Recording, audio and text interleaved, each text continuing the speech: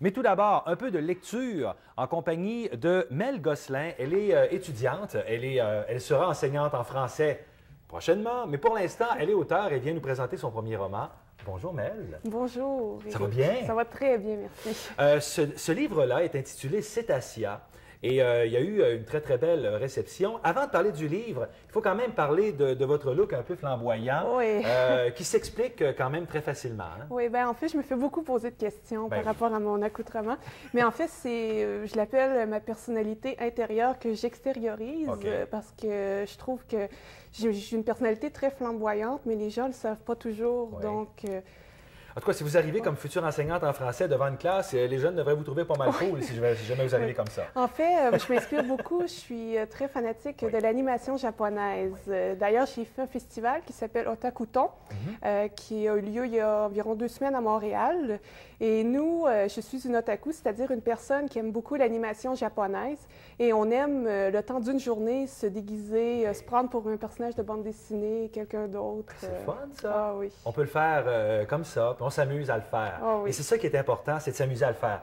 Et ça, j'imagine aussi qu'il faut s'amuser aussi à le faire parce que Cétacea, avant de parler de l'histoire, on parle quand même d'un livre de fiction, c'est une fiction, mais le côté très intéressant, c'est qu'il y a un côté historique. Vous vous êtes intéressé à... C'est quoi, c'est au 19e siècle à peu près? Fin du 19e siècle, oui. Ouais. OK. Ça correspondrait à l'époque victorienne. OK. Ouais. Et justement, ça se passe où, votre histoire? Bien, d'abord, j'ai fait beaucoup de recherches pour écrire mon roman. Je suis d'ailleurs allée sur place. Mon histoire se déroule à Lowell, qui est une petite ville industrielle tout près de Boston. Et c'est une ville reconnue pour avoir reçu beaucoup d'immigration canadienne-française. Donc des Québécois qui allaient là-bas, oui, travailler dans les industries textiles. Dans des conditions misérables. Très difficiles. Ouais, misérables, je pense que oui. Le mot est vraiment juste. Et ça, c'est un côté peut-être qu'on ne connaissait pas de l'histoire de certains Québécois qui sont allés là-bas et qu'ils l'ont eu dur. Là. Ça n'a pas été facile. Mais en fait, c'est ça qui m'a intéressée, parce que j'avais entendu parler de cette partie d'histoire-là qu'on semble beaucoup censurer. On n'en parle pas beaucoup dans les cours d'histoire. Moi, c'est mon professeur de secondaire 5 qui m'en avait parlé. Et je trouvais intéressant, justement, d'écrire une fiction sur le sujet parce qu'il n'y en a jamais eu. Donc, je me suis dit, ça serait intéressant de faire ça. Et là, ça se passe donc avec 2 frères jumeaux. Ce sont les frères Mathias et Stanislas qu'on voit sur la couverture, et ils sont derrière vous également. Et là, leur papa travaille donc dans une usine. Il ne veut pas que les garçons touchent à ça parce qu'il sait que c'est une vie misère. Mais eux vont faire une découverte parce que leur maman est décédée, je pense, au moment de leur naissance. Hein, c'est ça. Donc, ils sont orphelins de mère.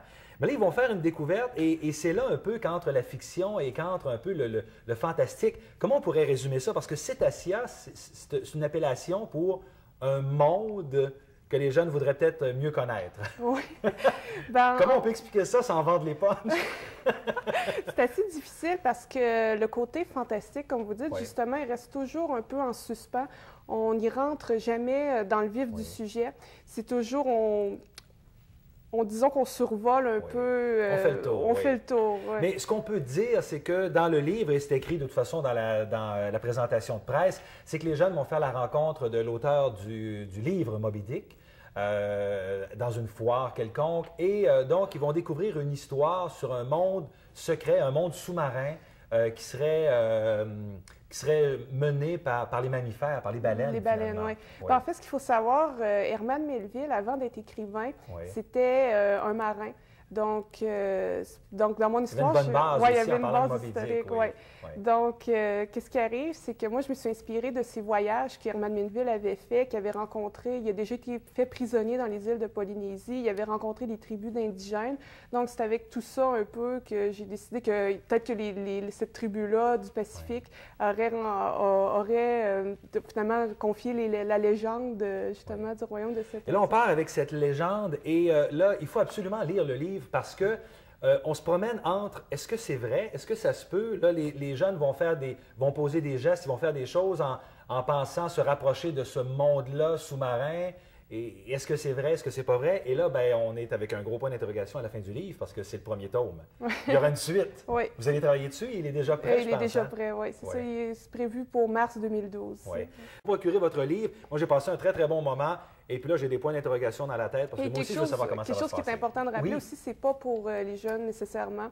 Même si ce sont des jeunes, ils ont 12 ans Oui, là-dedans, c'est ça. Les personnages ont 12 ans, mais les thèmes sont assez Oui. matures. Oui, un petit peu. Ben, oui, c'est pour public averti. Donc, à partir de quel âge peut-être? Moi, je dirais à partir de 16 ans, mais Oui. j'ai vu mes lecteurs jusqu'à maintenant, j'ai beaucoup Oui. d'adultes, beaucoup de jeunes adultes, d'adolescents. oui.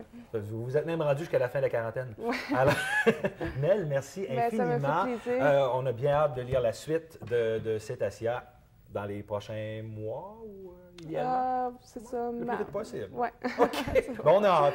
Merci beaucoup, Mel. Ça fait plaisir. Nous, on va s'arrêter.